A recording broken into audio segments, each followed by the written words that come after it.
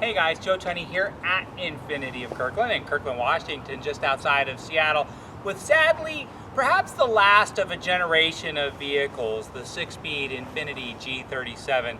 Gone is the name G37 and supplanted by a new vehicle, the Q50, and the Q50 does not have a manual shift, and also the Q50 does not have that kind of visceral experience that the G37 is noted both favorably and unfavorably for. A lot of people say, gosh, that car is just so rough and it's not refined like some of the other brands.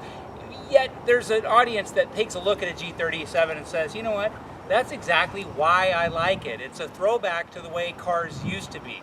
Fun, connected to the road, you feel every single bump, and then of course a 6-speed manual transmission. Now I think Infiniti is the first to admit that they just don't have that savoir-faire, that immediate when a car pulls up and the valets are ready to fist fight over it like a Mercedes-Benz. They don't have that kind of smooth, calculated precision the way a BMW has. They don't have that to die for interior when you open up the door and you're like, wow, like how the Audi has.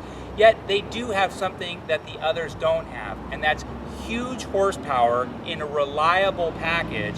Japanese built, no timing belt, they're all chain driven, extremely reliable, and that's definitely proven out over time. And then again, big power for not very much money. This car loaded the way this one is, all 6 speeds are fairly well loaded, but if you take a look at like a comparable 335i, that car is $10,000 more expensive than this car is and isn't as fast in a lot of characteristics. In fact, if you or me were to take this, forget professional race car drivers and perfect scenarios, but if you or me were to take a 335 out and this car out and just go race it around town, I would think you also would say, I like the BMW for a lot of reasons. I just think that the Infiniti is actually a faster car and a more competent and capable car. And sure, it may feel every bump along the way, but you know what? That's part of the deal. And I think that people are going to be fondly recalling the days of the G37 5 years from now, 10 years from now, kind of the way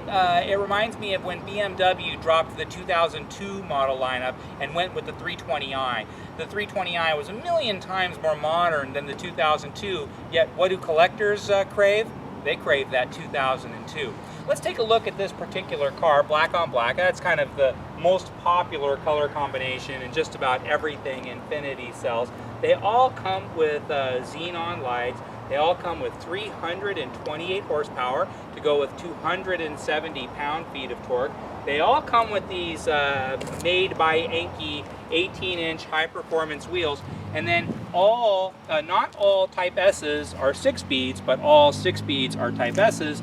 And Type S in a 2-wheel drive, which this is rear-wheel drive, has these really big brakes, these high-performance sports brakes, where in an all-wheel drive Type S, A, you can't get a 6-speed manual transmission, and B, they do not come with those big brakes. Taking a look around, this particular car just traded in 5-10 minutes ago, and so you'll notice a couple of scuffs here and there. It hasn't been buffed, hasn't been washed, hasn't been anything. This is just as we're seeing it. Inside, we mentioned the Audi. Audi's just making an interior that's cut above what everybody else is, and so to compare this against the Audi is going to leave this car wanting. However, there's one thing that this car has that the other cars don't have. It has probably the most comfortable seat as far as just kind of holding you snug. This is a really dynamite seat. The sport seats in this car, I'll be honest, if you're fat, if you're heavy, you're not going to enjoy this car as much. If it just the seats themselves are a wee bit narrow in the sports package, but if you're, I'm 200 pounds, 6 feet tall, I'm a perfect size for this, 220, 225, you're in pretty good shape, but if you're bigger than that, it's going to start to pinch in on your love handles. But at this size of driver, you really feel good, and this seat is like, wow, it's just really comfortable. The leather is actually very high quality leather. Two-tone stitching is really nice. The tilt and telescopic feature, I don't know why they got rid of this feature in the new Q50. It's not only a really great feature, but it's kind of a hallmark of the Infiniti brand. Sure, it's got tilt and telescopic steering, but you'll notice when I go up and down with the steering column, the entire gauge assembly goes up and down with the steering wheel, and so the steering wheel never blocks my line of view because the gauge assembly moves in tandem with it. Why they got rid of that feature? Mysteries of the universe. Taking a look in back, Well, I'm really comfortable in front, so let's see what the person in back is having to endure. Again, at 6 feet tall, I'm not even touching the seat, so I'm in good shape back here. 5 people, I highly doubt that, at least with any degree of comfort. But 4 people, yeah, you're great. And then it has theater seating, so the person in the back sits higher than the person in the front, so you actually still see everything ahead of the car. Trunk space. He's got all of his doodads in there, but still, it's a nice size trunk for a rear-wheel drive high-performance car.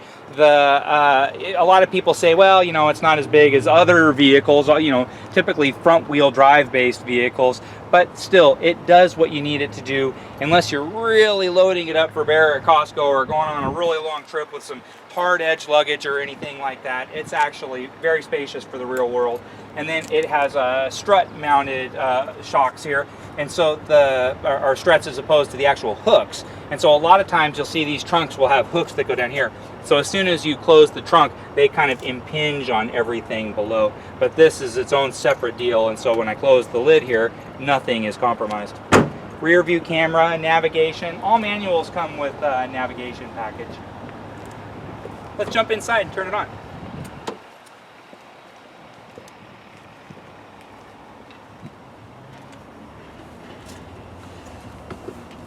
There's a 3-letter concept, NVH, in the car business. You hear it all the time if you sell cars for a living.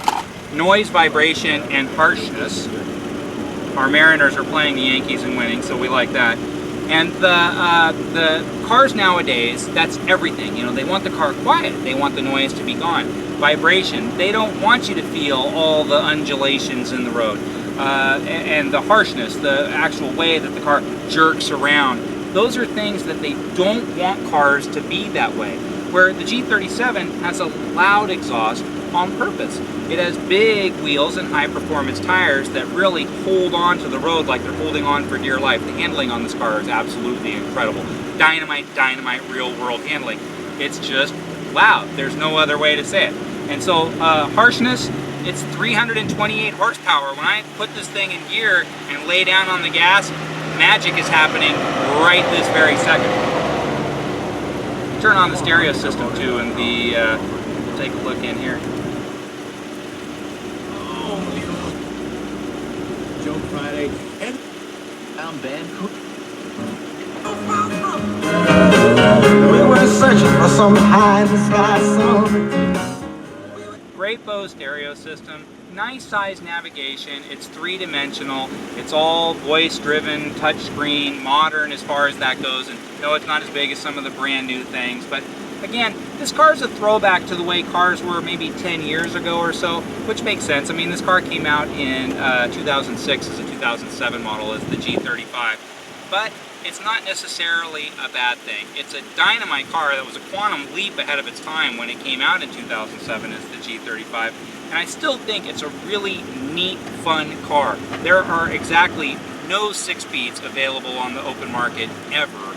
They're an absolute thrill to drive. You're the only one in town who has one, and resale value is actually terrific on these cars because nobody has them. You can't get them. And for people who are truly enthusiasts, they're dying for this car. It's just nowhere to be found. This particular car with 14,000 miles, super low miles for a 2012, it's going to be in superb condition. It's a little bit dusty right now. It's just traded in.